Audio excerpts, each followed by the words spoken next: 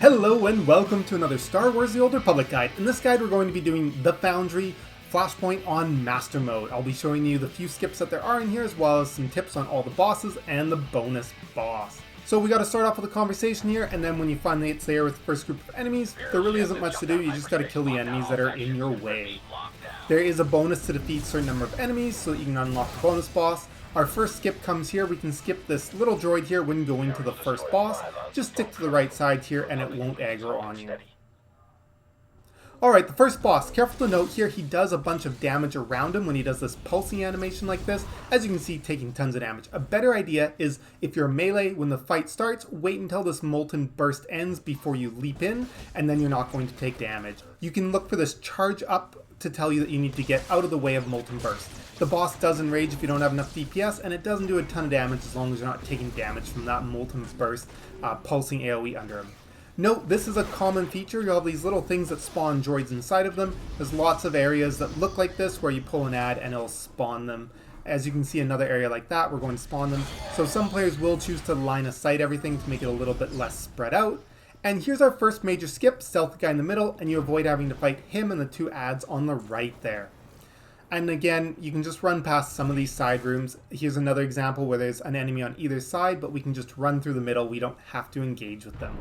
First boss, HK-47. HK stands in the middle room on this little platform, and it's central to the mechanics of the fight. He'll do some basic attacks on players, and then he'll stealth out, and he'll spawn in two ads. You want to make sure you're killing those ads. HK will be off to the side sniping players.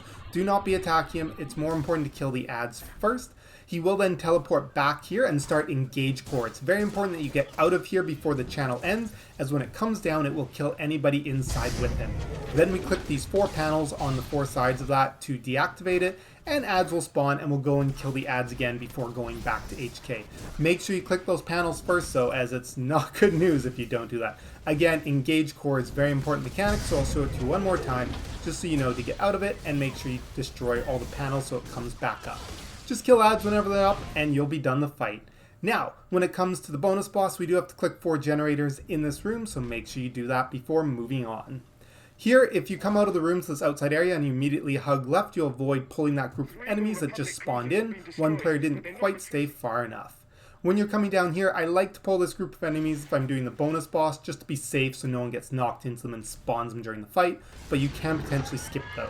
Okay, bonus boss. The biggest thing we need to know about the bonus boss here is, as a tank, you might need to taunt regularly as he does have some threat drops, but occasionally he looks at another player to drop this green spit. It does a lot of damage if you stand in it, so don't do this. Make sure you actually get out of it instead so you don't die to all of that damage. As a tank, if he does spit on somebody, you don't have to worry about taunting, he'll go back to you, but if he does stay on someone else for too long, make sure you taunt back.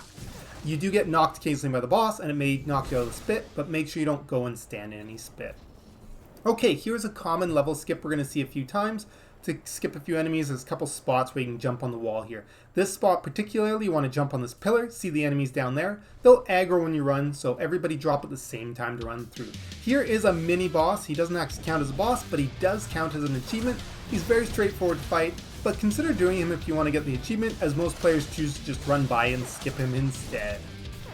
Okay, here's a miniature skip we can do, run through this room. Most players will choose to pull this droid first so they don't have to fight it with the 3 ads here blocking our way through. We can do another level skip on the wall, which is pretty common, and this will take us to the final boss, on to Revan. Unit you destroyed. So, Revan positioning is very important because he has this knockback and it can knock you off the edge. You want to interrupt Power of the Force whenever you see this channel come out. And whenever you see the channel Master Strike, I would consider interrupting this as it stuns a player for the duration. It doesn't hurt them a lot, so it's not super important. Again with the knockback, be very careful where you're standing and your positioning.